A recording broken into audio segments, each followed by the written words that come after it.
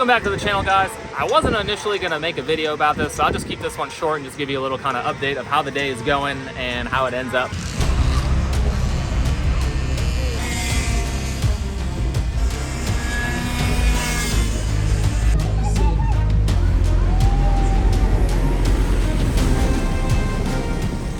Unfortunately, I did a terrible job recording and filming. And of course, I made the rookie mistake of not actually filming any of this. And hopefully I'll remember to turn on the GoPro. Oh, and of course, I'm an idiot. I turned the GoPro on, but I didn't hit record. So I'll make the best with what I can do with this video. We are out here at T4 Kart Complex. We are round one for the season, LO206 class. We are running senior medium, which is minimum weight of 350 pounds. Definitely some fast guys out there, and we got a lot of time. We gotta shave a lot of time to be competitive. There's a decent group of people out here. I'm about 4 seconds off pace, and unfortunately our day hasn't gone perfect so far, but as kind of what I was expecting, to be honest. So we went out for practice. Practice was good, but I made a rookie mistake. I was gonna tech in first and then go do practice. That way I just had tech out of the way. I went straight to grid and jumped in my cart and went, and I never checked my tire pressures because I was gonna go to tech, back to my truck, check everything over, and then head up the grid. And I didn't, so I screwed up my rhythm. So I went out there on extremely hard tires, which were like ice the whole time I was out there, so I knew I could only do better from there.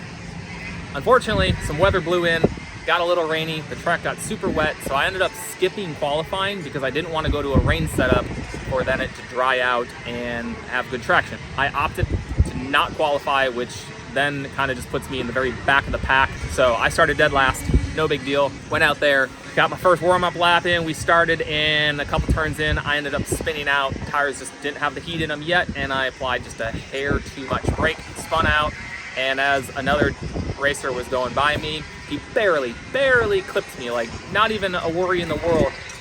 So I didn't even notice. Gave the old cart a quick shakedown, make sure nothing was badly broken, and I just kept on trucking and ended up finishing last in the pre-final, which was fine. Started last, finished last. Didn't get lapped, so that was a bonus.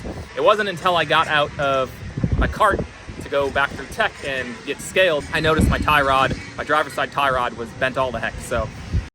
And of course I made the rookie mistake of not actually filming any of this, but I bent this tie rod. This is actually,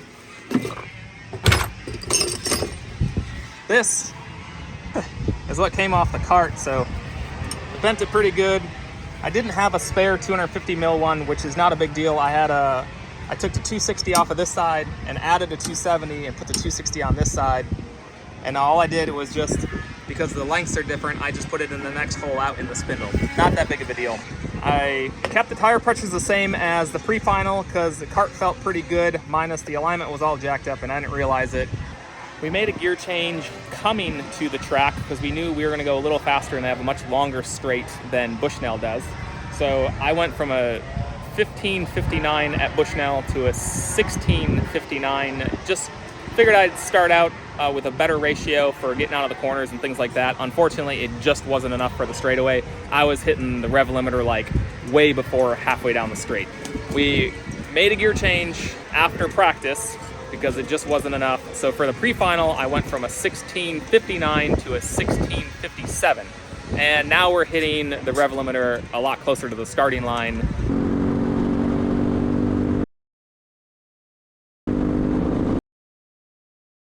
If anything, I could probably go to a 1656. The cart does feel a little more sluggish, I can tell. So we'll probably leave it where it is until I can pick up time in other places before I decide to try to pick up speed in the straight. That's where we're at. I'm excited. It's a cool day. It's not going as planned, but I'm learning a lot, so I'm happy to be here. We're now just, I think Kid Kart is out there right now. They're doing finals. They're the first final of the day. So we're gonna watch a bunch of racing and then I'll update you again after, or just before or after the race, so.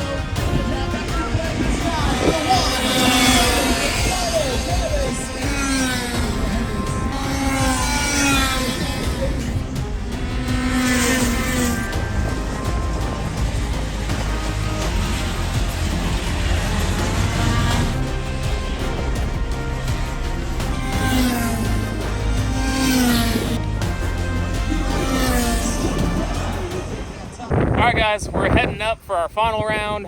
This will be our last race of the day, and I think we're like 8th starting position, which is almost second to last, I think. So we're just gonna go out there, have some fun, and just enjoy ourselves. And hopefully I'll remember to turn on the GoPro right away. All right, guys, we just got done with our final. Man, it's still windy, but it's super nice. It dried. Obviously, it didn't rain at all the rest of the afternoon. We had a great time. The cart is still in one piece, thankfully, but we're gonna get packed up, ready to go, and I'll give you a better update when we get back to the shop.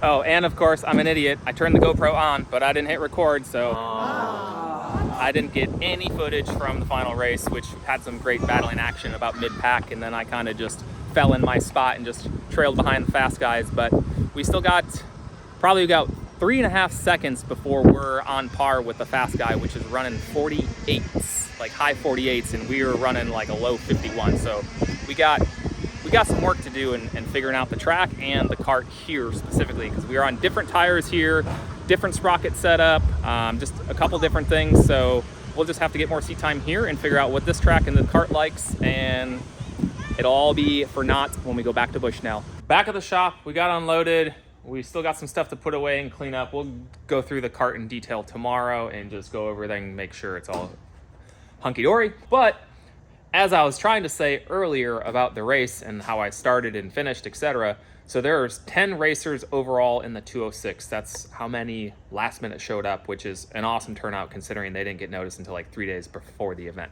But there's 6 drivers in the senior medium class, and then they have a senior heavy class, which is 390 pounds, and there's 4 people in that, so 10 total. Just because we are a smaller group, they run both of our classes together. So the way they kind of do it is based on how you qualify and or practice, because we didn't qualify today. They just take your overall times, and that's how they stack you. So you might have someone from a different class ahead of you. It honestly helps it when you're going through the race, because the faster guys typically stay up front, the slower guys will be behind you, and the only battling you're really doing is with yourself and when you catch up to people, or if you slow down and people are coming past you. But with that said, I started 7th overall and I finished 7th overall. Early on, we got a couple of jumps up. People were making mistakes. Tires weren't exactly up to temperature yet. I also did the same thing a couple of times, made a few minor errors. And about midway through the pack, I was battling pretty good with a couple other people. As the race proceeded on, we all kind of fall in our pace and not try to push it too hard and just wait for other people, hopefully, to make mistakes. So we did that. We're kind of just cruising there. And then right towards the tail end, I just started pushing a little bit harder. And I don't know if I was just getting a little bit quicker. I'll have to check the data logs, or if they were just getting tired or their tires were going away. I don't know what it is, but I was slowly gaining on them, but not enough to eventually cross the finish line. And the finish line, to me, it felt like a photo finish race. It wasn't, but it felt like it, because it was only 56 hundredths of a second difference between 5th, 6th, and 7th places. So I was literally, if I had another 20 feet, I probably would have passed the guy in front of me. I just didn't have enough to get around him at the very end. But I appreciate y'all for watching, and as always, thanks for tuning in, and we'll see you in the next one.